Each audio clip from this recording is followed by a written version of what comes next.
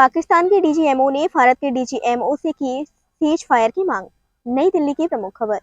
भारत सरकार के विदेश मंत्रालय द्वारा प्रेस कॉन्फ्रेंस कर सूचना दी गई कि पाकिस्तान के DGMO director general of military operation ने आज दोपहर भारत के डीजीएमओ से टेलीफोन पर वार्ता कर सीज फायर करने का आग्रह किया, जिसे भारत के डीजीएमओ ने स्वीकार करते हुए आज शाम 5 बजे से सीज फायर लगाने का ऐलान किया है। दोनों देशों के बीच किसी तटस्थ जगह पर 12 मई को विस्तृत वार्ता होगी। यह चीज फायर सीधे भारत और पाकिस्तान के वार्तालाप में हुआ है। इसमें अमेरिका की कोई भी भूमिका नहीं है। अमेरिका क्योंकि दोनों देशों के बराबर संपर्क में था तथा उसने पाकिस्तान को पीछे हटने का भी निर्देश दिया था। To stop all military activities at sea, on the air and on the land, and the Indian Navy, Indian Army and the Indian Air Force have been instructed to adhere to this understanding. Since the tragic events at Pahalgam, you're aware that our responses have been measured and very responsible. Details of these have been shared with you over the past few days through our various press briefings. What has also happened is that there is a significant amount of misinformation that is being undertaken from the other side. And as a professional military organization, we thought it is also our duty to dispel those misinformation aspects, as also state the facts of the case as they stand. Towards that, I will now hand over to my colleague, Colonel Qureshi. नमस्कार। अब मैं आपको पाकिस्तान की miss information campaign के बारे में अवगत कराऊंगी। पहला, पाकिस्तान ने यह क्लेम किया कि उसने अपने JF-17 से हमारे S-400 व ब्रह्मोस मिसाइल बेस को नुकसान पहुंचाया, जो कि बिल्कुल गलत है। दूसरा, उसका यह भी मिस इन्फॉर्मेशन कैंपेन था कि हमारी एयरफील्ड्स जो कि सिरसा, जम्मू, पठानकोट, बठिंडा, नलिया और भुज में हैं, ये उसका मिस इन्फॉर्मेशन भी बहुत गलत है। तीसरा, पाकिस्तान के मिस इन्फॉर्मेशन कैंपेन के मुताबिक हमारे एम्यूनिशन डम्प्स जो चंडीगढ़ और बियास में है उसका डैमेज हुआ, यह भी बिल्कुल गलत है। हमने आपको मॉर्निंग ब्रीफिंग में बताया था विद फैक्ट्स एंड फिगर के साथ कि ये सारी चीज़ें बिल्कुल सही सलामत हैं।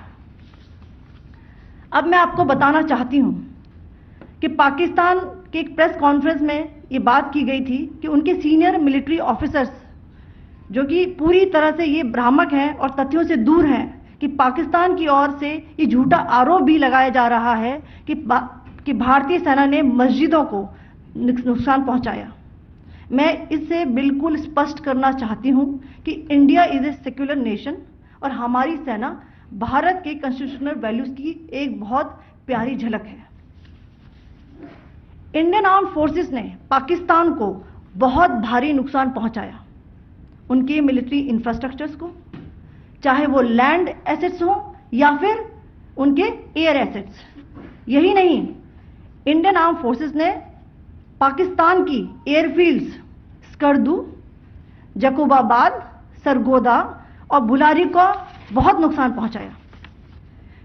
इसके अलावा पाकिस्तान के air defence system, radar system, उनको भी एयर स्पेस में अनटेनेबल किया। यह भी बताना चाहती हूं कि लाइन ऑफ कंट्रोल के पास पाकिस्तान के command and control logistic installations और उनके मिलिट्री इंफ्रास्ट्रक्चर्स, मिलिट्री पर्सनल्स का इतना भारी नुकसान हुआ कि पाकिस्तान की ऑफेंसिव व डिफेंसिव कैपेबिलिटी को नष्ट कर दिया गया। अंत में मैं फिर से ये बात दोहराना चाहूंगी, इंडियन आर्म फोर्सेस पूरी तरह से तैयार है, सतर्क है और भारत की संप्रभुता और अखंडता की रक्षा के लिए पूरी तरह से कमिटेड है। धन्यवाद। जय Hind.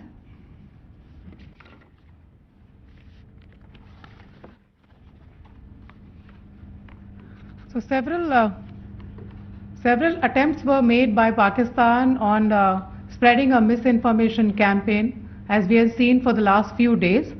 There were attempts made to say that our S-400 at a northern base was destroyed, which was completely false, and that it was destroyed by a JF-17, it was a false information. Also, that the BrahMos installation was attacked and it was destroyed was false. The destruction of airfields at Srinagar, Jammu, Pathankot, Bhuj, Nalia, etc. was also a false claim. The forward ammunition dump at Chandigarh and Beas are also fit and fine, and we showed you these in the photographs in the morning briefing today.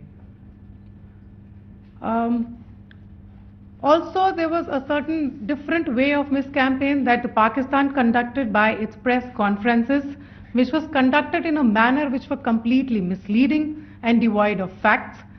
Pakistan has been spreading fabricated allegations that the Indian armed forces have targeted mosques. Let us make this very clear here that India is a secular nation and the Indian armed forces are a reflection of our constitutional values. We hold every place of worship of all faiths in the highest regard. Our operations have been aimed exclusively at terrorist camps and facilities being used for anti-India activities. No religious sites, I repeat, no religious sites have been targeted by the Indian Armed Forces. Over the past few days, as we have seen, Pakistan all has suffered very heavy and unsustainable losses after it has given us an unprovoked attack on our installations. It has suffered losses in both land and air. There has been an extensive damage to the crucial Pakistani air bases like Skardu, Sargodha, Jacobabad and Bholari. In addition, a loss of AD weapon system and radars made the defense of Pakistani airspace untenable.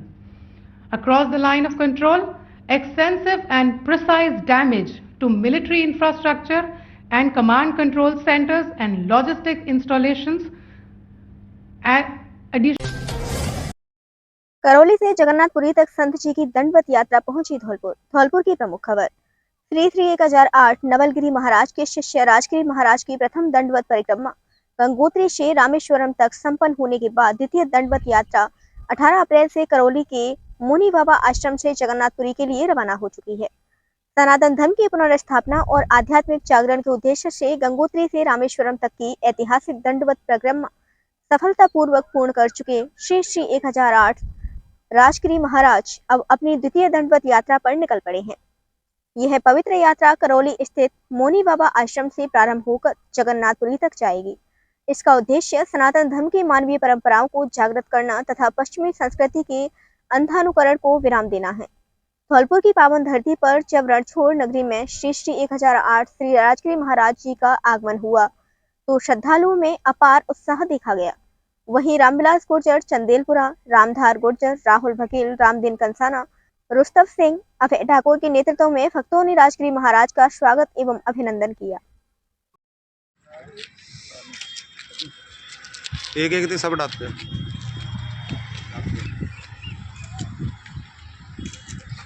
चले चले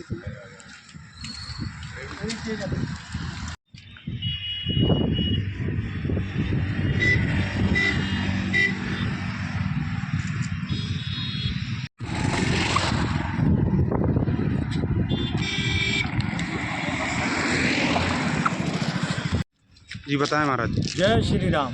हमारा नाम श्री राजगिरी महाराज है और जो हम श्री श्री 160 बाबा नवलगिरी महाराज बड़वा धाम नीम बसई के शिष्य हैं और ये हमारी द्वितीय यात्रा है। प्रथम यात्रा हमारी गंगोत्री से रामेश्वरम जो 15 महीने में संपूर्ण हुई और ये द्वितीय यात्रा हमारी पांचनामांत करौली से केला देवी, बाबू धूम और जगन्नाथपुरी के लिए जाएगी। ये झांसी होते हुए जाएगी। इसका मेन उद्देश्य है जो सनातन की मानवीय परंपराओं को जागृत करना और जन जन को जो है सनातन संचार करना, जन जन मानव कल्याण के। सरकारी कर्मचारी के पिता ने फर्जी तरीके से राष्ट्रीय खाद्य सुरक्षा एवं वृद्धावस्था पेंशन का लिया लाभ। राजाखेड़ा की प्रमुख खबर। उपखंड के ग्राम पंचायत सदापुर के ग्राम धारापुर में सरकारी पुत्र के पिता ने राज्य सरकार द्वारा चलाई जा रही योजनाओं का लाभ लिया है, जिसकी शिकायत जिला कलेक्टर धौलपुर एवं लोकायुक्त सचिवालय जयपुर में की गई थी, जिस पर अतिरिक्त जिला कलेक्टर धौलपुर द्वारा कमेटी गठित कर जांच कराई गई। जांच के दौरान खाद्य सुरक्षा एवं वृद्धावस्था पेंशन में अपात्र माना गया परंतु स्थानीय प्रशासन जानबूझकर वसूली करने में नाकाम दिखाई दे रहा है, जिसकी शिकायत करीबन 2 वर्ष पूर्व की गई थी। उपखंड अधिकारी एवं विकास अधिकारी पंचायत समिति द्वारा जांच में अपात्र माना गया। जांच के दौरान अपात्र सरकारी पुत्र के माता पिता द्वारा उठाई गई वृद्धावस्था पेंशन एवं राष्ट्रीय खाद्य सुरक्षा का लाभ की वसूली के लिए नोटिस जारी किए गए। उपखंड अधिकारी द्वारा उच्च अधिकारियों को नोटिसों की प्रति भेजकर कार्यवाही से अवगत कराया है, परंतु आज दिनांक तक राजकोष में वसूली की राशि जमा नहीं की गई। उपखंड क्षेत्र के ग्राम पंचायत सदापुर के गांव धारापुर में सुजान सिंह पुत्र निरोती एवं अंगूरी पत्नी सुजान सिंह चादी ठाकुर के द्वारा अवैध रूप से वृद्धावस्था पेंशन एवं राष्ट्रीय खाद्य सुरक्षा का लाभ लिया गया था। शिकायत में जांच के उपरांत दोनों ही पति पत्नी अपात्र पाए गए, जिस पर उपखंड अधिकारी एवं विकास अधिकारी पंचायत समिति द्वारा नोटिस जारी किए गए। 3 नोटिस जारी किए गए। तीनों बार नोटिसों की तामीन की गई। तामीन होने के बाद स्थानीय प्रशासन द्वारा कार्यवाही को 1 वर्ष से बंद कर दिया गया है। अब शिकायतकर्ता द्वारा मामले को दोबारा उठाने पर अधिकारियों द्वारा वसूली प्रक्रिया की जा रही है। करीब 2 वर्ष से फरार 15,000 का इनामी बदमाश भोलू गुर्जर गिरफ्तार। आगे की प्रमुख खबर। थाना प्रभारी संतोष कुमार शर्मा ने बताया कि दिनांक 19 अगस्त 2023 को आंगई बांध पर कुख्यात डकैत धर्मेंद्र उर्फ लुक्का गैंग के साथ पुलिस की मुठभेड़ हुई थी। उस दौरान पुलिस पर जानलेवा फायरिंग भी की गई थी। पुलिस द्वारा 2 बदमाशों को गिरफ्तार किया गया था। घटना के समय से फरार भोलू गुर्जर निवासी मोरोली थाना कोतवाली धौलपुर फरार चल रहा था, जिस पर एसपी धौलपुर द्वारा 15,000 का इनाम घोषित किया गया था। मुखबिर की सूचना पर लुक्का गैंग के सक्रिय सहयोगी रहे लगभग 2 वर्ष से फरार 15,000 के इनामी भोलू गुर्जर पुत्र ज्ञान सिंह गुर्जर निवासी मोरोली थाना कोतवाली जिला धौलपुर को गिरफ्तार करने में सफलता हासिल की है। आरोपी को गिरफ्तार करने वाली पुलिस टीम में संतोष कुमार शर्मा थाना अधिकारी थाना आंगई के साथ नटवर सिंह, सत्येंद्र सिंह एवं हरिओम कांस्टेबल थाना आंगई शामिल रहे। भारत विकास परिषद डॉक्टर सूरज प्रकाश शाखा बाड़ी द्वारा लगाई परिंडे। बाड़ी की प्रमुख खबर। कस्बे के बाड़ी शहर में पर सेवा पर उपकार में हमने जीवन सफल बना जावे प्रार्थना की पंक्तियों को चरितार्थ करते हुए भारत विकास परिषद डॉक्टर सूरज प्रकाश शाखा बाड़ी की महिलाओं ने भीषण गर्मी में प्यासे पक्षियों के लिए श्री अग्रसेन उच्च माध्यमिक विद्यालय बाड़ी में वृक्षों पर परिंडे लगाई और पानी डाला गया। परिषद की महिला संयोजिका कृष्णा जिंदल एवं रजनी सिंधल ने नित्य प्रति लगाई गई परिंडों में पानी भरने का संकल्प लिया। इसके पश्चात भारत विकास परिषद की महिला सदस्यताएं सोनम बंसल, सीनू सिंघल, लता बांसल ने विद्यालय की छत पर पक्षियों के लिए दाना डालकर पुनीत कार्य किया। इस अवसर पर नेहा गर्ग, मालती मित्तल, अर्चना बंसल, ज्योति मंगल तथा गिरजा मंगल, रामू चौधरी एवं शाखा सचिव संजीव गर्ग उपस्थित रहे।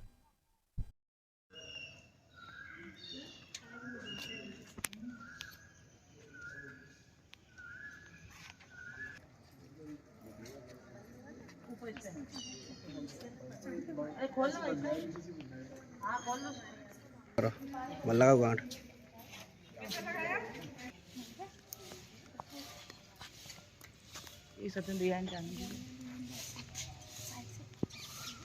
चाची इधर झूलों पे लटका दो एक दो नहीं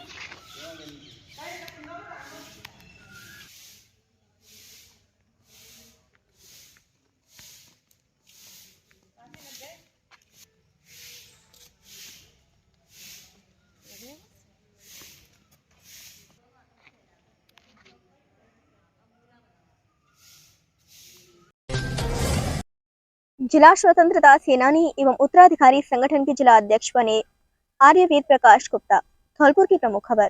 जिला स्वतंत्रता सेनानी एवं उत्तराधिकारी संगठन की कार्यकारिणी का पुनर्गठन आम सहमति से किया गया, जिसमें संगठन के अध्यक्ष आर्यवेद प्रकाश एवं महासचिव विजेंद्र कुमार गुप्ता को बनाया गया। इसी प्रकार कार्यकारिणी सदस्यों में सर्वश्री हरिप्रसाद गुप्ता, सौरभ गोयल, डॉक्टर प्रखर मंगल, वासुदेव वर्मा, प्रणब मुखर्जी, प्रतीक गुप्ता, देवेंद्र कुमार गुप्ता, गोपाल प्रसाद, मुकेश कुमार गुप्ता धौलपुर के बनाए गए हैं। समिति में विशेष आमंत्रित सदस्यों में पंचम सिंह, छतर सिंह, शहीद सेवा समिति तशीमों के अध्यक्ष मांगीलाल मित्तल एवं महासचिव फौजी रामोतार को भी लिया गया है। 2 पशु तस्कर गिरफ्तार कर 51 पशु मुक्त कराए। मनिया की प्रमुख खबर। थाना प्रभारी राम नरेश मीणा ने बताया कि आज मुखबिर द्वारा सूचना मिली कि एक ट्रक धौलपुर की तरफ से आगरा की तरफ जा रहा है, जिसमें भैंस और पड्डों को ठूस कर क्रूरतापूर्वक भरकर कट्टी घर में ले जाया जा रहा है। सूचना पर मोहनलाल एएसआई द्वारा मैं पुलिस टीम के बरेठा पुलिस चौकी पर नाकाबंदी की गई। इस दौरान धौलपुर की तरफ से आगरा जा रहे एक ट्रक RJ 11 GE 2872 को रुकाकर चेक किया गया तो ट्रक में 45 भैंस, 6 पड्डा, कुल 51 पशु बरामद हुए। पशुओं को तस्करी कर ले जाए जा रहे 2 पशु तस्कर चालक सूरजपुत्र रमेश खटीक निवासी विक्रमनगर थाना सिविल लाइन मुरैना एवं चालक के बगल में बैठे व्यक्ति ने अपना नाम फैजान पुत्र सरदार कुरैशी निवासी कड़ी मोहल्ला फिरोज थाना शिरोज जिला विदिशा मध्य प्रदेश बताया। पशु क्रूरता अधिनियम में मामला दर्ज कर दोनों आरोपियों को गिरफ्तार किया गया। डीएसपी मनिया राजेश कुमार शर्मा ने बताया कि दोनों पशु तस्करों को गिरफ्तार करने वाली पुलिस टीम में राम नरेश मीणा थाना अधिकारी मनिया के साथ मोहनलाल एएसआई प्रभारी बरेठा पुलिस चौकी हर प्रसाद एवं रिंकू कांस्टेबल चौकी बरेठा पुलिस थाना मनिया शामिल रहे। एकीकृत संघ के सरमथुरा शाखा के ब्लॉक अध्यक्ष केशव मीणा और महामंत्री धर्मेंद्र कुशवाहा निर्वाचित। सरमथुरा की प्रमुख खबर। राजस्थान शिक्षक संघ एकीकृत सरमथुरा शाखा के ब्लॉक अध्यक्ष सहित समस्त कार्यकारिणी का निर्वाचन आम सहमति से संपन्न हुआ।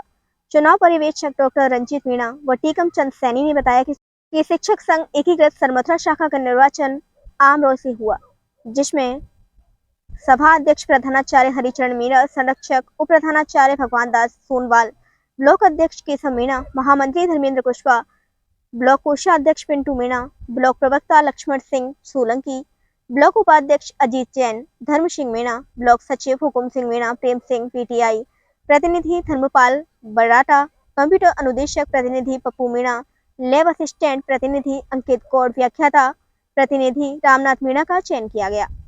सभी पदाधिकारियों ने शिक्षक हित कार्य करने के लिए अपनी प्रतिबद्धता जताई। नवनिर्वाचित ब्लॉक अध्यक्ष केशव मीणा ने बताया कि शिक्षकों की समस्याओं को उठाते रहेंगे और उनका निराकरण करवाने का प्रयास करेंगे और जिला स्तर पर भी सरमथुरा टीम का भरपूर सहयोग मिलेगा। सभी निर्वाचित पदाधिकारियों को करौली जिला महामंत्री रामनिवास मीणा व धौलपुर जिला सचिव रामवीर दुशावत के द्वारा माला पहनाकर स्वागत सम्मान किया और सभी को शुभकामनाएं और बधाई दी गई। सरमथुरा से वीवीएन ब्यूरो के लिए राजेश कुशवाहा की रिपोर्ट। तो हमारी वीडियो पसंद आई हो तो लाइक, कमेंट व शेयर करें और ऐसी ही वीडियोस को देखने के लिए आप हमारे यूट्यूब चैनल वीवीएन भव्य वसुंधरा न्यूज को सब्सक्राइब कर बेल आइकन को प्रेस करें।